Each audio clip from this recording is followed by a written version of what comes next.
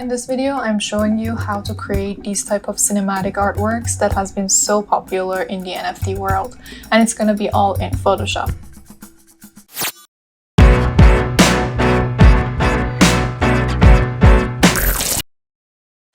Step 1 is to prepare your stock images. You're gonna find your favorite pictures that you want to use in your artwork, and you can find them in a totally free stock photo websites, or if you cannot find them there, you can consider purchasing one from websites that basically you need to pay for what you want to use in your artwork. In this artwork, I've used a rock, sky, human figure, and some fire from a totally free stock photo websites, which I've put the link down below if you want to use it. I start by selecting the parts of the picture I want to use in the final artwork, and you can use any selection tool that you feel comfortable with. I'm sure most of you already know how to select objects in Photoshop, so I'm not going to make this boring for you, and I'm going to speed up this part to get to the fun part sooner. Step 2 is composition. I start a new file and I'm going to use a vertical composition, so I will do 2400 by 4000 and the resolution would be 300 always. Then I'll start bringing in the stock photos to my canvas. I'm thinking of a symmetrical and very straightforward composition, like a rock at the bottom and a person standing on the top as a silhouette figure. So in order to put the human figure at the middle of the composition, I use guidelines like this. And for changing his pose to my desire, I use the puppet warp, which allows me to change the shape using some anchor points.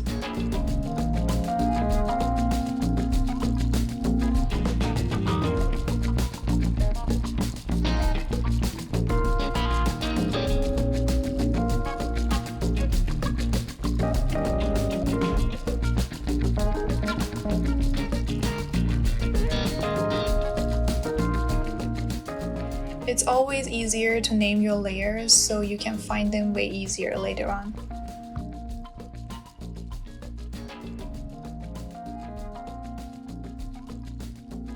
At the end, I use a sky in the background, and here we go, that's the final composition. Step 3 is adding colors and lighting. And for this video, I'm making 3 different pieces with the same composition. First, I add a new solid fill adjustment layer for the blue sky in the background, and I use the sky we already have for just the highlights. So I change its blending mode to color dodge, and I will go to the layer style, blending options, and for just keeping the highlights, I'm gonna slide this to the right while holding down the Alt key.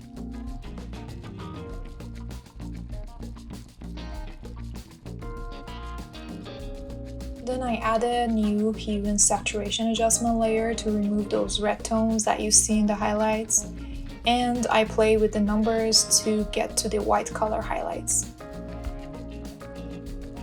I think I'm gonna change the sky blue tone a little bit and make it a little more to the teal side and a little darker.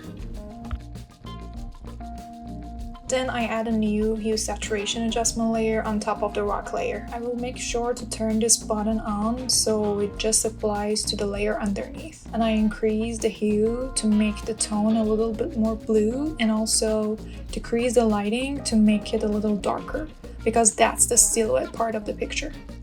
And I do the same steps for the human figure as well.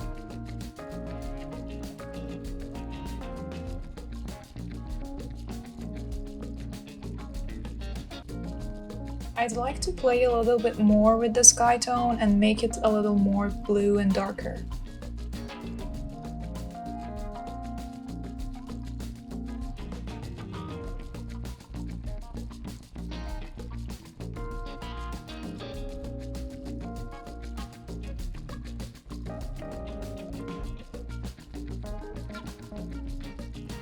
For the backlight, I create a new layer and change the blending mode to overlay and start painting some light coming from behind the rocks using the fog brush.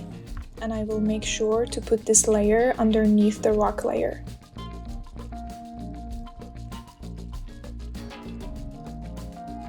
Then I duplicate the layer to enhance the effect.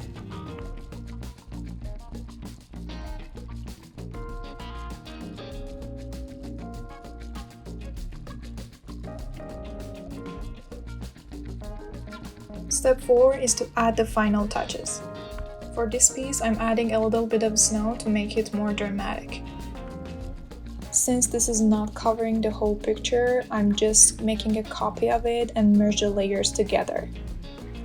And to get rid of that dark background, we can change the blending mode to color dodge so it looks like a real snow.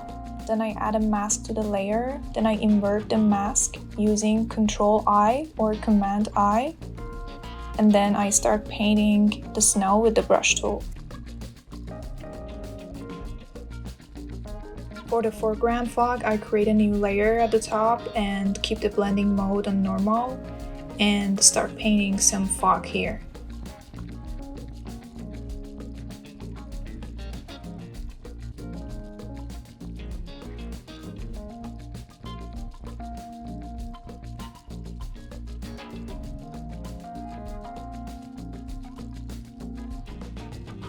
I create a new layer for the moon and I use the round brush to draw, and I use the eraser with the same brush to get that crescent look.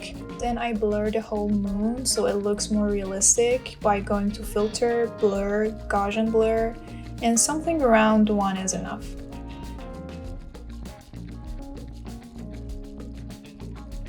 And at the end, I add a little bit of glow for the moon in a separate layer.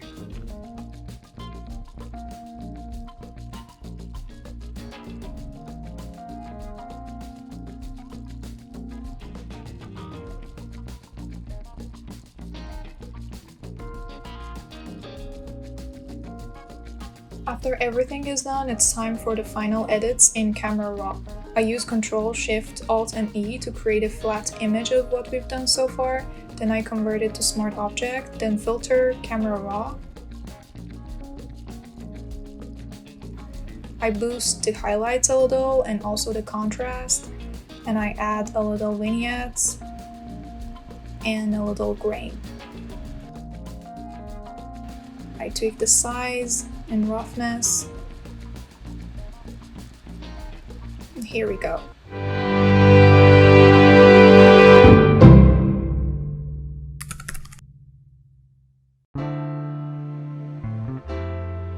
I would start this one with adding a new hue and saturation adjustment layer and make the rock darker, and then I do the same for the human figure as well. Then I make the sky also darker using levels. And I bring in the fire smoke and I cut out the parts that I don't need.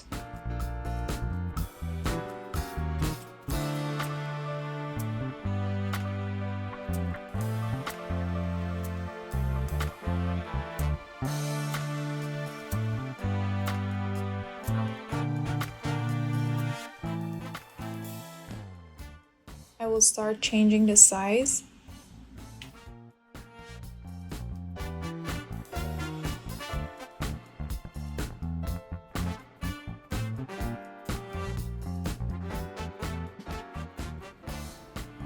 And then I change the blending mode to soft light. And I just wipe out those edges with a layer mask.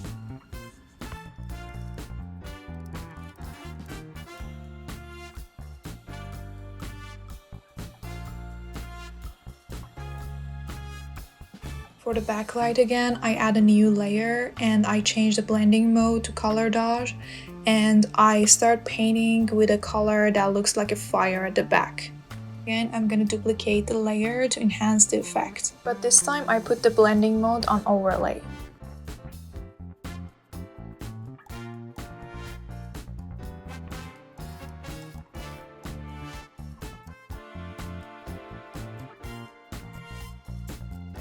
And as a final touch, I'm gonna add that fire spark and change the blending mode to linear dodge. And start just playing with it, changing the size, masking out the parts that I don't want to get the result I want.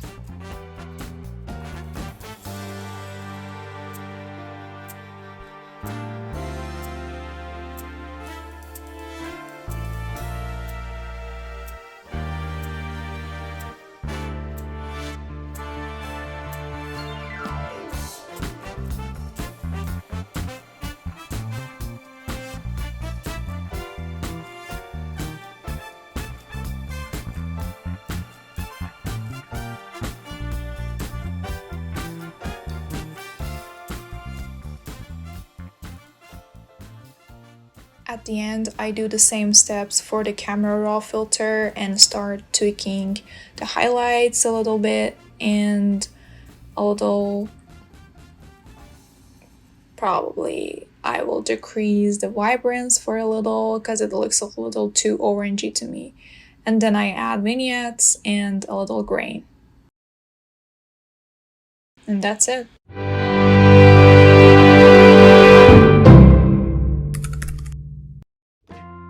For the third piece, I add a new hue and saturation adjustment layer to the rock and make it a little bluish and a little darker.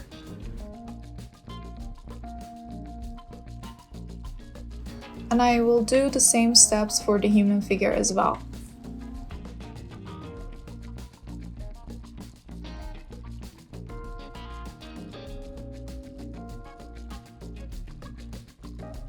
For the sky, I add another hue and saturation adjustment layer and make the sky blue and a little desaturated to achieve that icy vibe.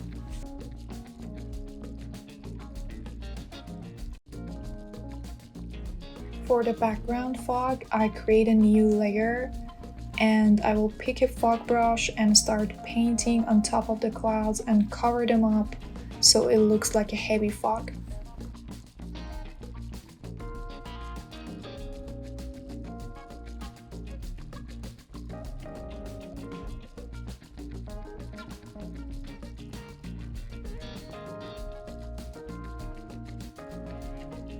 For the foreground fog, I create a new layer and start painting just like the last step for the foreground.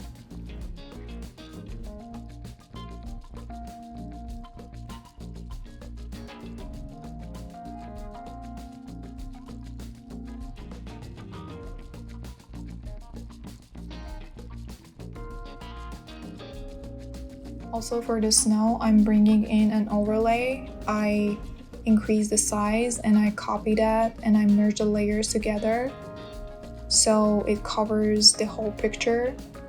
And then I add a layer mask, I invert it, then I start painting the snow.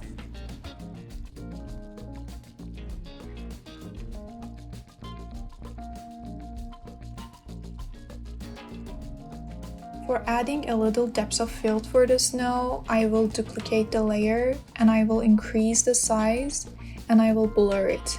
Use it filter, blur, and Gaussian blur.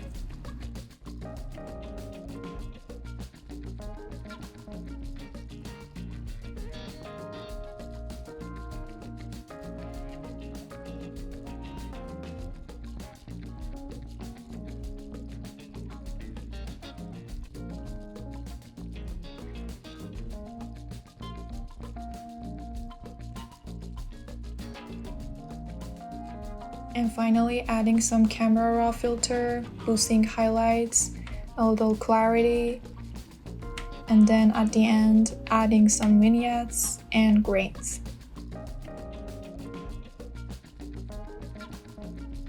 And here we go.